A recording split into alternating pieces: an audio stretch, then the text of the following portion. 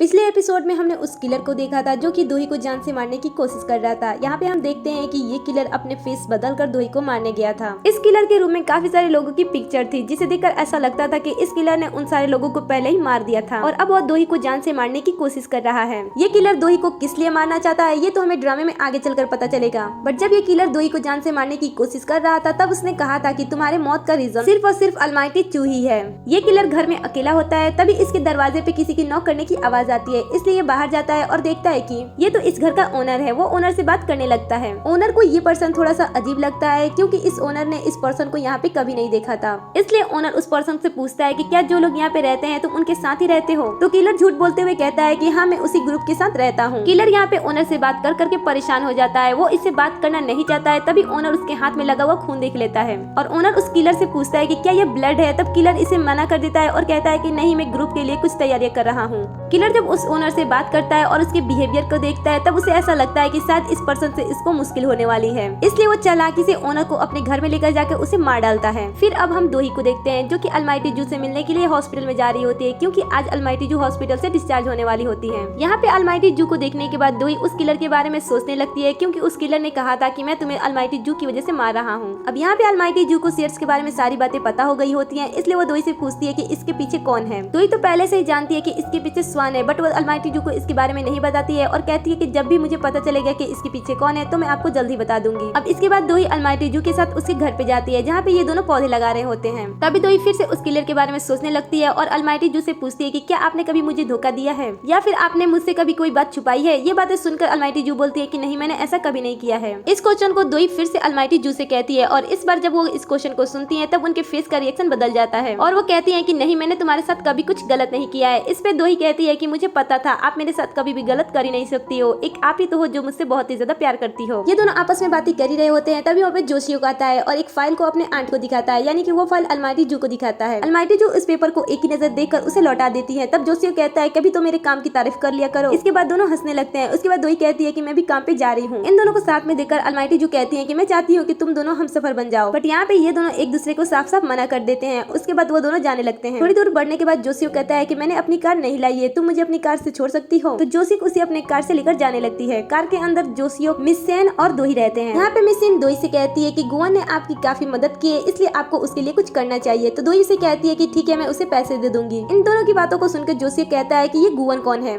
तो दोही बताती है कि वही पर्सन है जिसके साथ मैं डेट पे गई थी। ये सुनकर जोशियो हैरान हो जाता है और अचानक से ब्रेक दबा देता है, जिसकी वजह से मिस सेन को चोट लग जाती है और उनके नाक से ब्लड आने लगता है। इसके बाद मिस सेन जोशियो को पीछे भेज देती है और खुद ही कार चलाने लगती है। इस पे दोनों पूछते हैं कि आपको कुछ नहीं हुआ है? तो मिस सेन उन्हें बताती है कि मुझे चोट लगी है, बट जब तक मैं कार चलाती रहूंगी तब तक मैं ठीक रहूंगी। अब दोही जोशियो से पूछती है कि जब मैंने डेट की बात की थी तब तुमने अचानक से ब्रेक क्यों दबा दिया था? तो जोशियो उसे बताता है कि तुम्हारे जैसे लड़की के मुंह से डेट का नाम सुनकर मैं शॉक्ड हो गया था। इसलिए मैं जोशियो के बिहेवियर को देखकर ऐसा लगता है कि शायद वो दोही को पसंद करता है, इसलिए उसने ब्रेक लगा दी। बट जोशियो इस बात को बताना नहीं चाहता है और इसलिए वो दोही से कहता है कि तुम्हारी जैसी लड़की मतलब कि ऐसी लड़की जो कभी भी प्यार के बारे में बात नहीं करती है, जो अपने काम से ही प्यार करती है और जो कभी भी डेट पे नहीं जाती है, इसलिए मैं शॉक्ड हो गया। ये दोनों आपस में बातें कर रहे होते हैं। तभी दोही उसकी टाई को देखती है जो कि अच्छी तरीके से बनी नहीं होती है, इसलिए उसकी टाई को ठीक करने लगती है, बट उससे उसकी टाई ठीक नहीं होती है और यहाँ पे ये सारे लोग मस्ती करते हुए जाने लगते हैं। अब फिर हम गुआन को देखते हैं जो डेमोन वाली बुक को लेकर बैठा होता है और उसमें वो अपनी प्रॉब्लम का सोल्यूशन को ढूंढता है। उसका प्रॉब्लम मतलब कि क्या कभी ऐसा हुआ है जब एक डेमोन की शक्ति किसी इंसान के अंदर चली गई है और उसे वापस लाने के लिए क्या करना होगा। वो नहीं जानता था कि आगे वो क्या करे जिससे कि उसकी शक्तियाँ वापस आ जाए, इसलिए वो इस बुक की मदद लेता है, बट इस बुक में भी उसे कुछ नहीं मिलता है। फिर वो मिस्टर पार्क के पास फोन करता है और कहता है कि बताओ दोही के बारे में तुमने क्या इन्फॉर्मेशन निकाली है। तो वो गुआन को बताता है कि दोही का ब्लड ग्रुप AB पॉजिटिव है, वो मेरे ही कंपनी की CEO है और उसे मिराय ग्रुप की प्रिंसेस कहा जाता है। वो अपने काम को लेकर बहुत ही ज्यादा सीरियस रहती है, इसलिए लोग उसे डेविल भी बुलाते हैं। और दोही अलमाइटी जू की फैमिली मेंबर नहीं है, वो किसी और की बेटी होती है, बट उसके पेरेंट्स के डेथ के बाद अलमाइटी जू दोही को अडॉप्ट कर लेती है क्योंकि दोही के जो पेरेंट्स होते हैं उन्होंने अलमाइटी जू की कंपनी के स्टार्टिंग के दिनों में उन्होंने बहुत ही मदद की थी। दोही बचपन से ही बहुत ही ज्यादा तेज थी, इसलिए स्कूल, कॉलेज, यूनिवर्सिटी में इन सब में सबसे आगे रहती थी। उसने अपने करियर के स्टार्टिंग के दिनों में डिजर्ट से स्टार्टिंग की थी और 7 सालों के अंदर ही वो कोरिया की बेस्ट कंपनी बन गई। इधर हम दोही को देखते हैं जो कि अपने ऑफिस के अंदर जा रही होती है। उसे देखकर सारे लोग अपना काम करना स्टार्ट कर देते हैं। वो अंदर जाकर अपने एम्प्लॉय से अपनी कंपनी के बारे में बात करने लगती है क्योंकि उसकी कंपनी के 20% शेयर अभी डाउन में जा रहे थे, इसलिए वो अपने एम्प्लॉय से कहती है कि तुम सब अपना बस काम करो और मुझे स्वान को ढूंढ कर ला के दो। तभी मिस सेन दोही के पास आती है और कहती है कि मैंने स्वान का पता लगा लिया है। इसके बाद दोही स्वान से मिलने के लिए मिसेन से बातें करती है। तो मिसेन कहती है कि मैं भी आपके साथ चलूंगी, आप अकेले मत जाओ। दोई मिसेन को बताती है कि मैं अपना काम अकेले करना पसंद करती हूँ, आप चिंता मत करो, मैं अपना काम पूरी अच्छी तरीके से कर लूंगी। इधर हम पार्क को फिर से देखते हैं जो कि गुवन को बताता है कि दोई किसी भी रिलेशनशिप में लंबे समय तक नहीं रहती है क्योंकि वो अपने काम से बहुत ही ज्यादा प्यार करती है और इसकी वजह से रिलेशनशिप खत्म हो जाते हैं। मैंने दोई के बारे में बस इतना ही पता लगाया है। अब आप उसके साथ क्या करने वाले हो? तो गुवन उसे बताता है कि मैं उसे जाल में फंसाने वाला हूँ जिसमें मैं माहिर हूँ। अब हम स्वान को देखते हैं जो कि एक न्यू ड्रेस ट्राई कर रही होती है और इसी शॉप के मैनेजर से कहती है कि दोई को कितना नुकसान हो गया होगा। तो वो मैनेजर उसे बताता है कि उसका नुकसान 260 मिलियन वॉन तक चला ही गया होगा। ये सुनकर स्वान खुश हो जाती है और दोई को जलाने के लिए वो डिसाइड करती है कि वो उसके पास बुके भेजेगी। वह इस शॉप के मैनेजर से दोई के बारे में बातें कर ही रही होती है, तभी पीछे से दोई की आवाज आती है। दोई को देखकर स्वान घबरा जाती है और कहती है कि तुम इस समय यहाँ पे क्या कर रही हो? तुम्हारी कंपनी की हालत बहुत ही ज्यादा खराब है, इसलिए तुम्हें अभी अपनी कंपनी में होना चाहिए। तो दोई कहती है मैं तो अपनी कंपनी को संभाल लूंगी, बट जो तुम्हारे साथ होने वाला है क्या तुम इसे संभाल सकती हो?